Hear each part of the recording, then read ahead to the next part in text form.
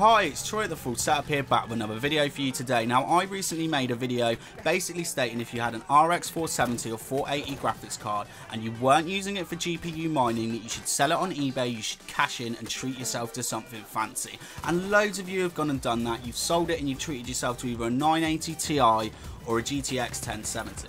And I really hope you're enjoying those graphics cards. But then it left me thinking, to be honest, most of the people that I speak to on my YouTube channel, spending budgets on their graphics card is between $100 and $200. That is what most people spend on their graphics card. Not everyone has got the funds to go and buy a 980 Ti.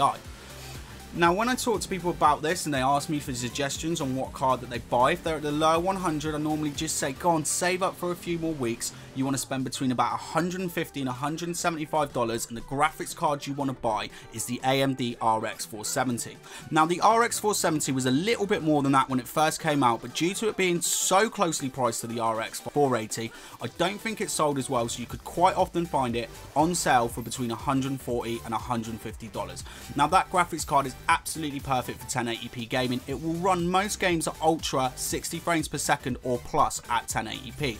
The only time you have a limitation is when the 4GB of RAM will just prevent you from playing on ultra, so you have to sort of go for high settings. But then also as well, the one thing it has over other Nvidia cards in that price range is that it comes with FreeSync.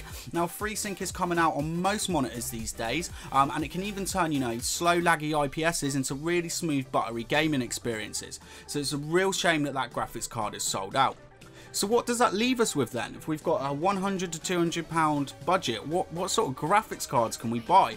Well, when you go to the upper limit, up to £200, the best card you can get in that price range, in fact the only card you can get in that price range, is a GTX 1060 3GB. Now, I don't own a 3GB, and the video footage here that you're seeing is from a 6GB 1060, but from speaking to a lot of you, I know that there just seems to be people don't like it. People don't like that it came with 3GB of RAM. Everyone thinks that there should have been a 4GB and 8GB version, and the video were just screwing us over again. Now, if you wanted to spend a bit more, you could go for the 1066GB, but that's out of the price range that we're talking about today. And if you actually have a look at these prices, you can see they're definitely going up because there's no competition at the moment.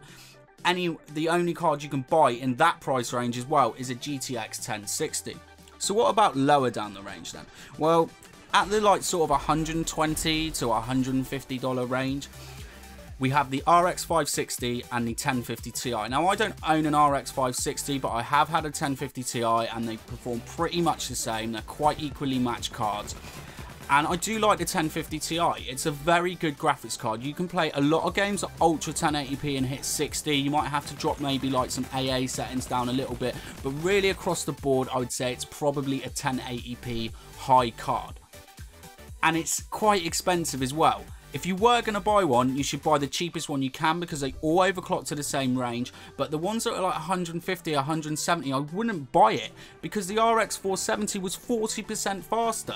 So even if you were a Nvidia fanboy, you just shouldn't have been buying it. You should have been buying an RX 470. So that leaves us with no options. Well, not really. Let's have a look at Pascal as an architecture.